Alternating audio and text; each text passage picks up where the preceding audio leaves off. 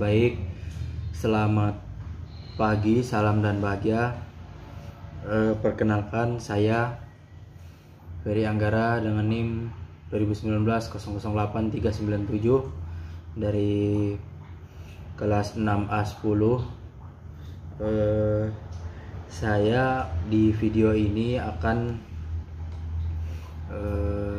membahas materi yang berjudul manajemen dan penilaian kinerja SDM. Nah, untuk yang pertama langsung saja masuk ke materi manajemen kinerja. Menurut Bayrith 1986, definisi manajemen kinerja adalah suatu proses kerja dari kumpulan orang-orang untuk mencapai tujuan yang telah ditetapkan, di mana proses kerja ini berlangsung secara berkelanjutan dan terus-menerus. Sedangkan menurut Dessler 2003, definisi manajemen kinerja adalah proses mengonsolidasikan penetapan tujuan, penilaian, dan pengembangan kinerja ke dalam suatu sistem tunggal bersama yang bertujuan memastikan kinerja karyawan mendukung tujuan strategis perusahaan. Nah, terus yang selanjutnya menurut Noe et al. Tahun 2000, manajemen kinerja merupakan suatu proses di mana manajer yakin bahwa aktivitas dan output karyawannya telah sesuai dengan sasaran organisasi. Selanjutnya penilaian kinerja secara umum. Penilaian kinerja secara umum merupakan suatu proses pembanding kinerja karyawan dengan standar yang ditetapkan oleh organisasi. Nah, secara lebih khusus, Fisher et al. 1990 menyatakan penilaian kinerja merupakan proses di mana kontribusi karyawan terhadap organisasi selama periode tertentu, nah itu dinilai. Sedangkan menurut Dessler tahun 2000, penilaian kinerja adalah atau usaha mengevaluasi kinerja karyawan pada saat ini dan masa lalu dikaitkan dengan standar kinerjanya. Dan selanjutnya menurut Noe et al. Tahun 2000, penilaian kinerja merupakan salah satu bagian dari proses manajemen kinerja secara luas. Baik, selanjutnya fungsi penilaian kinerja.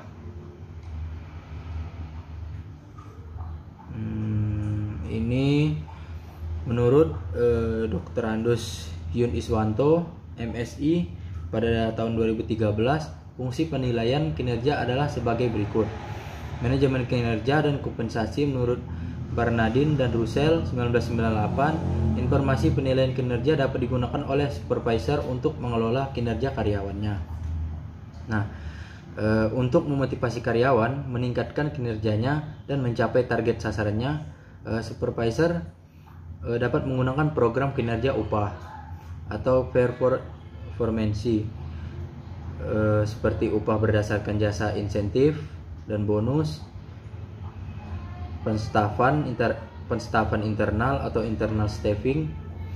Informasi penilaian kinerja juga dapat digunakan untuk membuat keputusan penstafan yang mencakup keputusan pencarian karyawan untuk mengisi posisi tertentu atau mengurangi sejumlah karyawan dari posisi tertentu yang ada. Oke, yang selanjutnya ada analisis kebutuhan pelatihan. Nah, di sini banyak perusahaan menggunakan data penilaian kinerja untuk menentukan kebutuhan pelatihan dan pengembangan karyawannya. Nah, riset dan evaluasi data penilaian kinerja dapat digunakan untuk menentukan apakah berbagai program sumber daya manusia atau selektif dan pelatihan atau efektif. Terus selanjutnya faktor-faktor yang menghambat penilaian kinerja yaitu penyelia sering, tidak berhasilnya untuk meredam emosi dalam menilai prestasi kinerja karyawan. Hal ini menyebabkan penilaian menjadi bias atau tidak akurat. Adapun bentuknya berupa kendala hukum atau legal, penilaian kinerja harus bebas dari diskriminasi tidak sah atau tidak legal. Oke, baik, yang selanjutnya bias oleh penilai atau penyelia.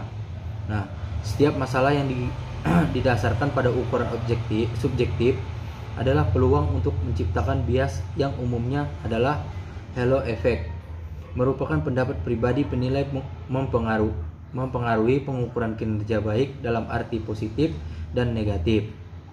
Kesalahan kecenderungan terpusat bias karena terlalu lunak dan terlalu keras bias karena penyimpangan lintas budaya. Prasangka pribadi pengaruh kesan terakhir.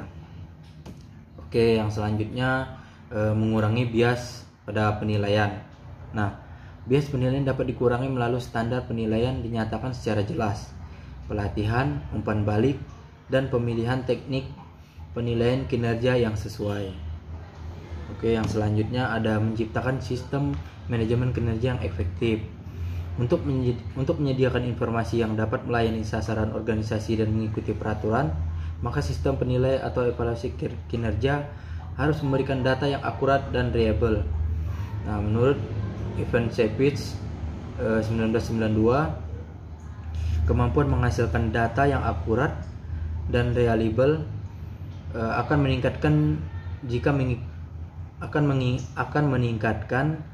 mengikuti proses sistematis yang terdiri dari 6 langkah, yaitu yang pertama ada mengadakan standar kinerja untuk setiap posisi dan kriteria evaluasi.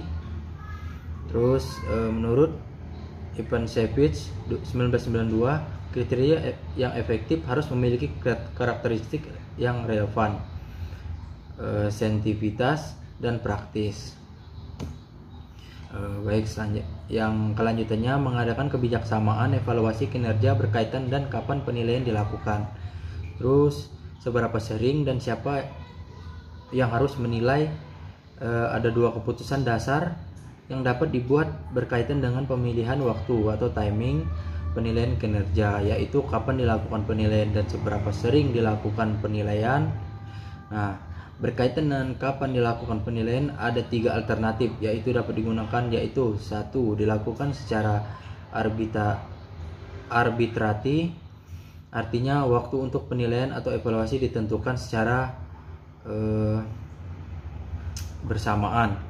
Nah, tidak berdasarkan alasan kuat atau masuk akal, misalnya pada tanggal seseorang diangkat menjadi pegawai atau menjabat suatu jabatan. Terus dilakukan pada setiap karyawan, dievaluasi dengan jadwal waktu tanggal. Terus pada saat penyelesaian dari suatu siklus tugas. Nah, yang selanjutnya memiliki penilai yang mengumpulkan data kinerja karyawan.